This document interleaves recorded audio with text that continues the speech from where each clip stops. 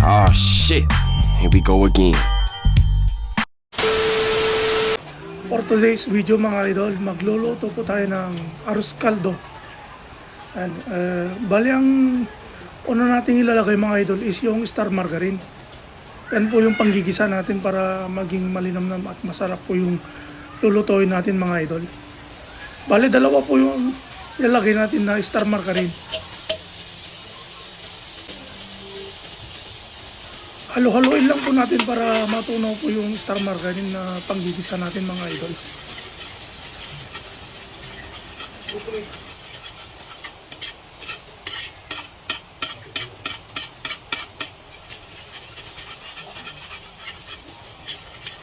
At ang sumunod na inilagay ko mga idol is yung luya.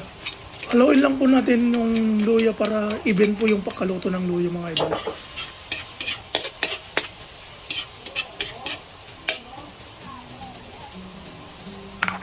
Dahil isa pa lang po yung nilagay nating star margarine, ito po yung pangalawang star margarine kasi madami yung lulutuin natin mga idol.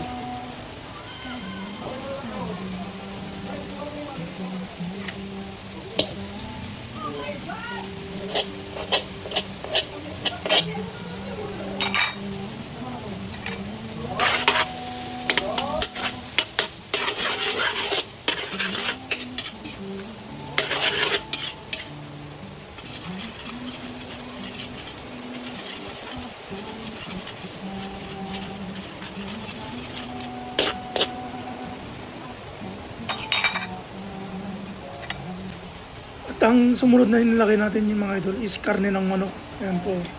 Bale, pinakuluan ko lang po ito mga idol para lumambot. Pagkalagay ko po ng karne ng manok, haluin lang po natin mga idol para maging even po yung pagka-isa ng karne ng manok mga idol.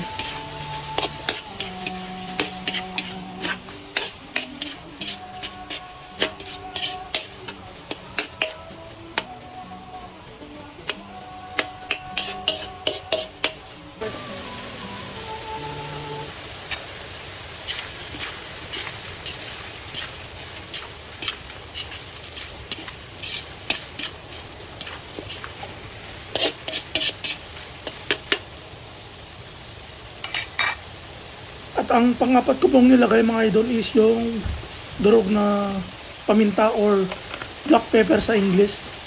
Ayan.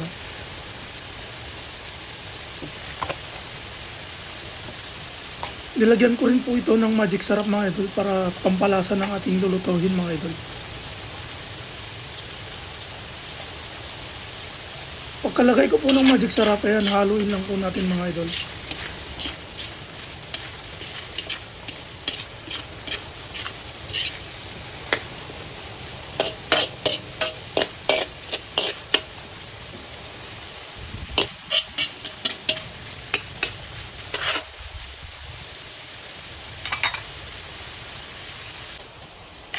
At ang sinunod kong nilagay mga idol is yung malagkit na bigas na binabat sa tubig.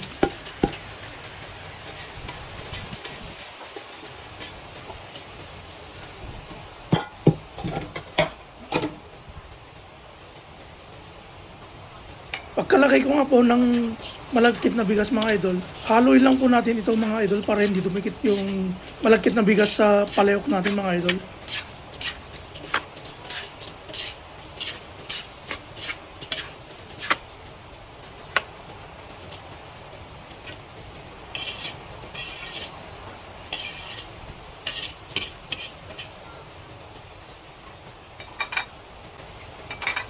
At ang sumunod na nilagay ko mga idol is yung nagpakuluan natin ng karne ng manok. Malinis po yan mga idol. At nang pagkalagay ko po ng kuluan natin mga idol, huwag po natin kalimutang haluin po ito kasi didikit po yung malagkit na bigas natin sa palayok natin mga idol.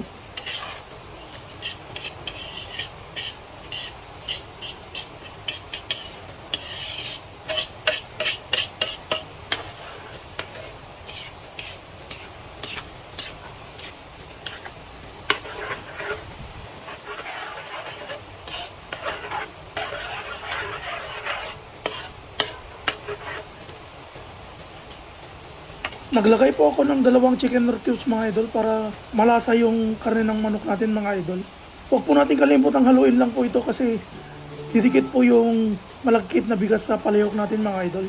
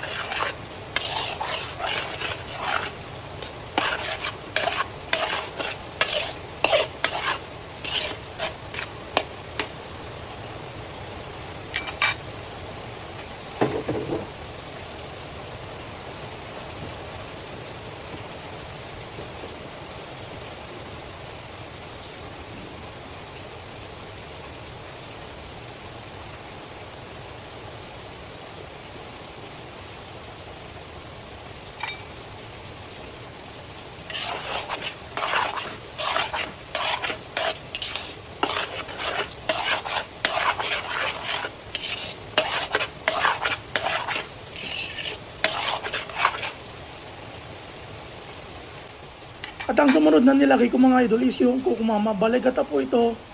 Dalawa po yung nilagay ko mga idol. Pagkalagay ko po ng gata mga idol, haluin lang po natin kasi didikit po yung malagkit na bigas sa palayok natin mga idol.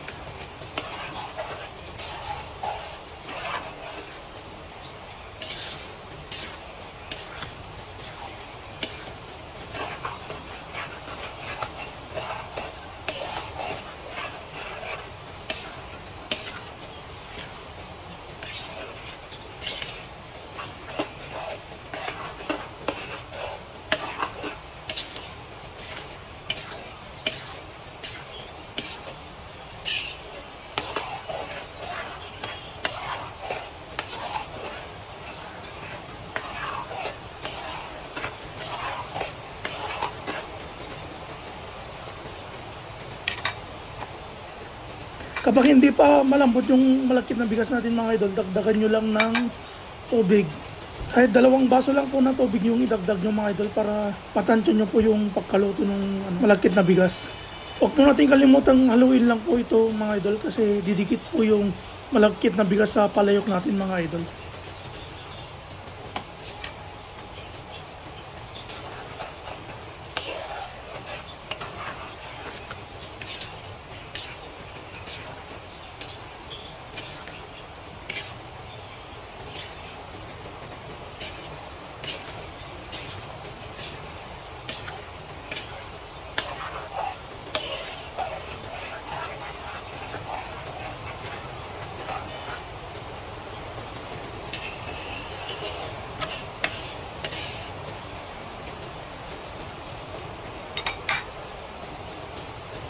At ang sumunod na nilagay ko mga idol is yung patis.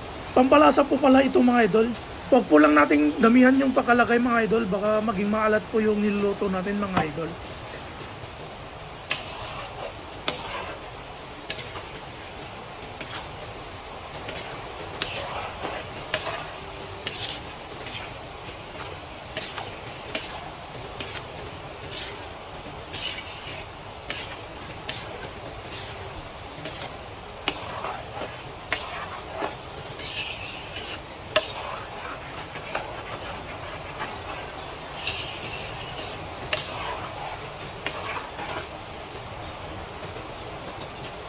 Ang panguling nilagay ko mga idol is yung hiniwa-hiwa nating carrots mga idol.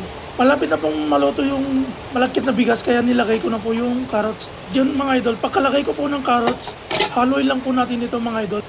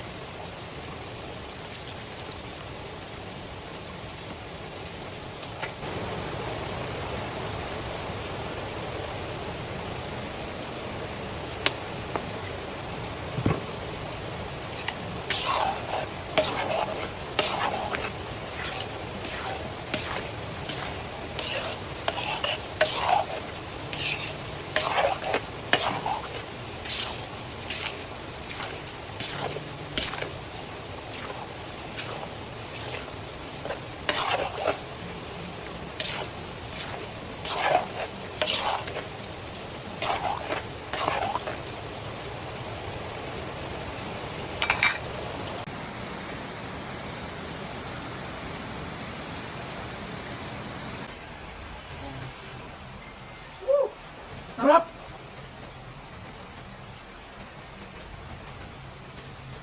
Gusto ko yung rice ba?